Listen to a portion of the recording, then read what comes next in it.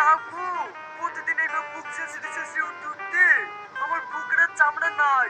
আর কিছুদিন এইভাবে উঠলে ডাইরেক্ট বুকের কাটতে দেখা যাবে। আর কিছুদিন কষ্ট করো, আমার পরীক্ষাটা হয়ে যাক, তারপর কিছু একটা ব্যবস্থা করব। ওসব পরীক্ষা টরীক্ষা দিতে হবে না, চলো কালকে আমরা পালিয়ে যাই। কালকের কথা বাদ দে, আজকে কি করে পালাবি তাই দেখ। ওরে বাবারে, চলে এসছে, পালাই। এই শালা, তুই নিচে নাম, তোর হচ্ছে। উপরে বাপ, নিচে শালা, বাঁচাও খালা।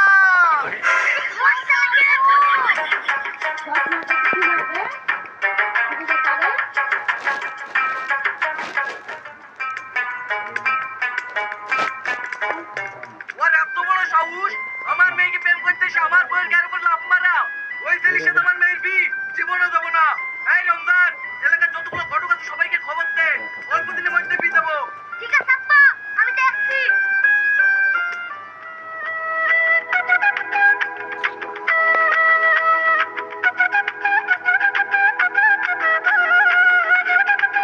আব্বা কোথায় যাচ্ছ?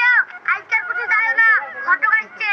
দূর ঘটক, কত ঘটক আসলো, একটা বিউ সেন্ডিং হলো না। না আব্বা, আজকে যে ঘটক আসছে না, সে এলাকার সবচেয়ে বড় ঘটক। দেখছি ও কত বড় ঘটক। ওই তো খাপ্পা, ঘটক চলে এসছে। বলেন ঘটক মশাই, খবর বলেন। বলাবলি বলতে গেলে ওই পারে একটা ভালো ছেলে আছে, মাস্টারের চাকরি করে, আর বাড়ি ঘরও খুব সুন্দর। বেরান বলছি, বেরজান, সবাই এসে সব একই কথাবার্তা।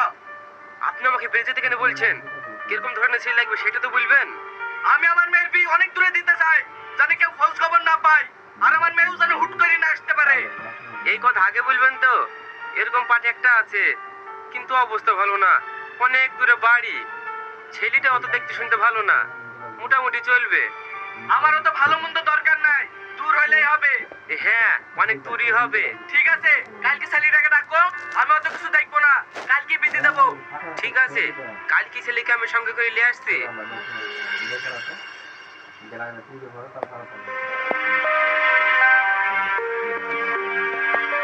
কিরে রিয়াজ, তুই মন খারাপ করে বসে কেনে? তোর কি হয়েছে? আর বলিস নি, তুই না আর এক মাস ধরে পাত্তা পাওয়া যাচ্ছে না। ওকে কোথায় পড়তে দিল, কি কোথায় জোর করে বিয়ে দিল, আমি কিছুই বুঝতে পারছি নি। বুঝতে পারবি কি করি? তোর প্রেমিকার বিয়ে রুমে বিয়ে দিয়ে দিয়েছে, ওইখানে কাজে কি শুনো তুই দেখতে পানু। সব সময় আবল তাবল করিস নি দিনি। আমি আবল তাবল বলছি নি রে, তুই না যেখানে বিয়ে হয়েছে তার পাশের বাড়ি আমি কাজ করে আসনু। তুই সত্যি বলছিস তো? তাহলে ওর ঠিকানা দিতে আমি আজকে যাব। ঠিক আছে, তুই এখন বাড়ি চ, তোকে যেতে যেতে বলছি। হ্যালো বন্ধুরা, তোমরা কি জানো আমার favourite investment platform pocket broker? আজকে আমি তোমাদেরকে কিছু সিক্রেট ফাংশনের ব্যাপারে বলবো, যেগুলো থেকে তোমরা অনেক ফায়দা পাবে। প্রথমে হচ্ছে রিওয়ার্ড সিস্টেম, এটা ট্রাই করো। এখানে তুমি যত বেশি ফর্ম ব্যবহার করবে তত বেশি তোমাকে ক্রিস্টাল দেওয়া হবে, যার জন্য তোমরা কোনো রিস্ক ছাড়াই ট্রানজাকশন করতে পারবে। অর্থাৎ তুমি এখানে সফল ইনভেস্টমেন্ট দেখতে পাচ্ছ, অথচ 100% শিওর না যে এটা কাজ করবে। তুমি যদি এই ফাংশনে অ্যাক্টিভ করো তাহলে তোমার অর্থ কিন্তু রিস্কের মধ্যে পড়বে না।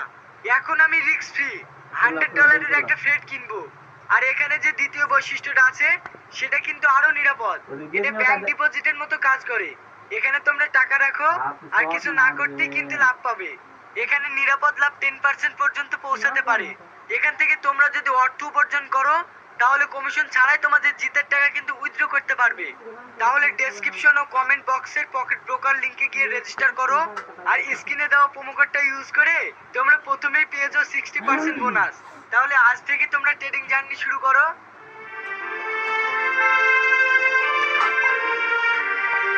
কি ব্যাপার, তুমি এই বাড়িতে? খুব অবাক হয়েছো?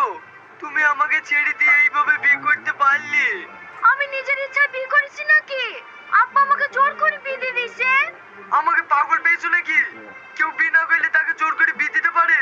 হ্যাঁ পারে, তুমি এখন বুঝবা না।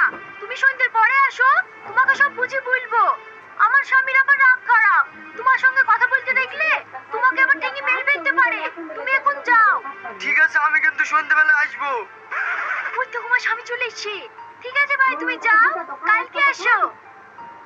এই, ভাই বল ডাকলে ওই ছেলেটা কে রে? সেদিন মাছ লিয়েছিলাম, কটা টাকা পাবে তাই চাইতে এসছে। আজকাল সাজ পোশাক দেখে মাসাল রেখেও চেনা যায় না। এই তুই কত টাকা পাবি রে? ওই 90 টাকা মতন। এই লে টাকা, যা।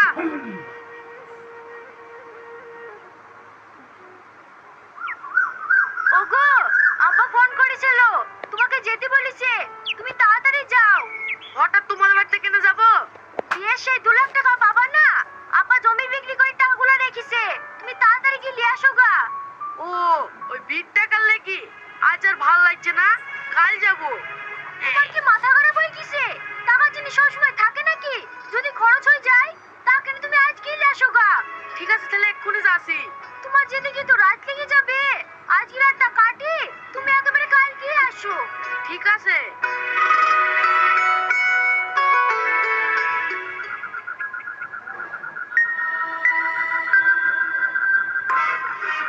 কি দেখো, আমি চলে এসেছি। তোমার স্বামী কোথায় গেছে? তাকে আমি ছক করি বাপের বাড়ি অষ্টমূল্যে পাঠিয়েছি। অষ্টমূল্যে তুমি যাওনি যে? বেশি পাগলের মতো কথা বলো না তো। আমাকে যদি সারা জীবনের মতো পেতে চাও তাহলে আমি যা বলছি তাই শোনো। তুমি হসপিটাল থেকে একটা ডেড বডি নিয়ে আসো। ডেড বডি কি হবে? আরে তোমাকে ভাবতে হবে না, আমি যা বলছি তাই শোনো। ডেড বডি পাওয়া যাবে? হ্যাঁ, পাওয়া যাবে। ওয়ার্ডের সিকিউরিটিকে কিছু টাকা দাও গা, ওরা ঠিক দিয়ে দেবে। ঠিক আছে, তুমি থাকো, আমি এক্ষুনি কি দেখছি।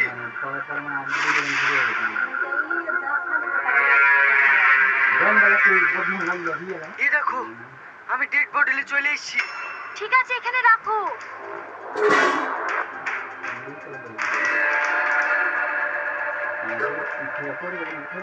তোমার কাছে আগুন আছে?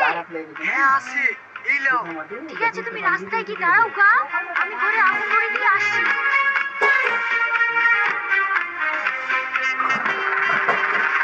এই চলো তাড়াতাড়ি, পালাও পালাও।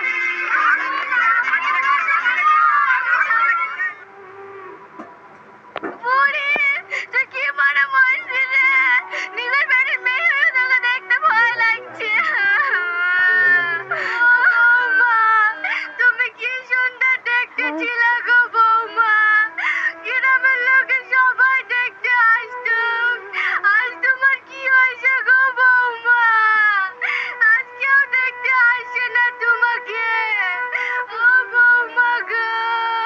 বৌমা, তুমি টাকা আনতে পাঠালে, ওই দাদা টাকাও পানো না, আবার বাড়ি এসে বউ পানো না গো। আমার কি হইলো গো? বাবু, তুই আর কাঁদিস নি রে, তুই চাটি খেলি গা, নাহলে তুইও মরে যাবি রে।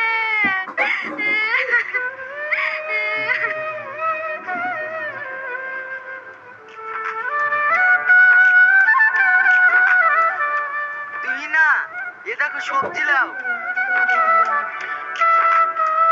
ওগো, ক্যারিতে আবার কি আছে? তুমি লুচি খেতে ভালোবাসে না, তাই তোমার লেগে লুচি লেছি। আমি যে কি কি খেতে ভালোবাসি তোমার তো সব মনে আছে গো। তো মনে থাকবে না? তোমাকে আমি অনেক ভালোবাসি। তোমার কথা মনে থাকবে না তো কার কথা মনে থাকবে বলো? তুমি তো আমাকে খুব ভালোবাসো, তাহলে আমার একটা কথা শোনো, আমার আর শহরে থাকতে ভালো লাগছে না, চলো আমরা দেশে ফিরে যাই। গেলে তুমি চিন্তা করো না, আর মাস তিনেক থাকবো, দিয়ে কিছু টাকা পয়সা খুশিলি চলে যাবো।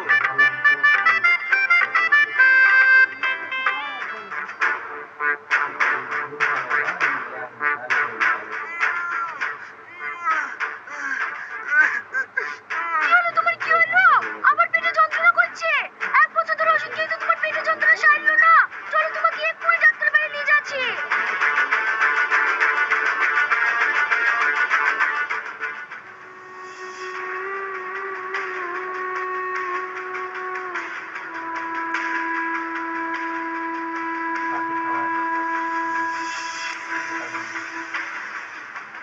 পেশেন্টের রিপোর্ট খুবই খারাপ, তাড়াতাড়ি অপারেশন করতে হবে, না হলে বাঁচাতে পারবো না।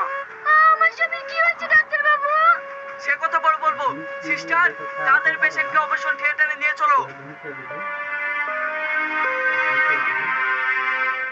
সরি, আপনার স্বামীকে আমরা বাঁচাতে পারলাম না, উনি অপারেশন থিয়েটারে মারা গেছে। আমার সব শেষ হয়ে গেল গো, আমি দুই খুলে হারালাম। বাবা মা পছন্দ করে যে ছেলের সঙ্গে বিয়ে দিয়েছিল, আমি তাকে ছেড়ে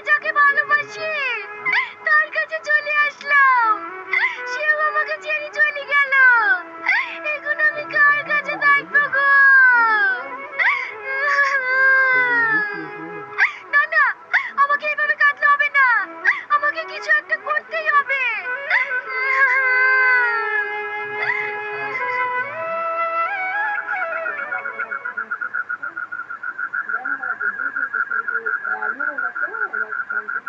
তোমরা সবাই শোনো, এই ঘরটায় আমার শ্বশুর শাশুড়ি থাকে, আর ওই ঘরটায় আমার ভাসুর থাকে, আর এই ঘরটা আমার ছিল। এই ঘরটা আমি পুড়ে গিয়েছিলাম, আবার নতুন করে তৈরি করেছে। কে? বৌমা, কি গো, তোমার কি হয়েছে? তুমি? আপনারা কেউ ভয় করেন না, আমি স্বর্গ থেকে এসেছি। স্বর্গ থেকে এসছো মানে? আমি পুরি মরে যাওয়ার পর স্বর্গ পেয়েছি, তাই আমার সাথীরা বললো আমার শ্বশুর বাড়ি দেখবে, তাই এদেরকে সঙ্গে করে নিয়ে এসেছি। কাদেরকে সঙ্গে করে নিয়ে এসছো? আমি তো কাউকে দেখতে পাচ্ছিনি। অনেকে আপনি দেখতে পাবেন না, ওরা আপনার আপন নাকি? আমি আপনার আপন বলে দেখতে পাইছেন। বৌমা স্বর্গ পেয়ে কত সুন্দর হয়ে গেছে। আসো বৌমা, আমার কাছে আসো। না না, আপনি আমার কাছে আসেন না, আমাকে ছুলেই আমি মানুষ হয়ে যাব, তখন আর স্বর্গে যেতে পারবো না। আপনাদের সঙ্গে সংসার করতে হবে। বৌমা, তোমাকে স্বর্গে যেতে হবে না, তুমি আমাদের সাথে সংসার করো। না না, আমি সংসার করতে পারবো না, আমি এক্ষুনি চলে যাচ্ছি। চলে যাবো মানে? তুমি চলে গেলে আমার কি হবে? আমি তোমাকে যেতে দেবো না। না আব্বা, ধরো ধরো। যা, আপনারা আমাকে ছুঁয়ে দিলেন, আমার আর স্বর্গে যাওয়া হলো না, আপনাদের সঙ্গে সংসার করতে হবে। সাথীরা, তোমরা সবাই চলে যাও, আমার স্বামী আমাকে যেতে দিচ্ছে না, আমাকে এইখানে সংসার করতে হবে। তোমরা উপরে গিয়ে বলে দিও। চলো বৌমা, ঘরে চলো।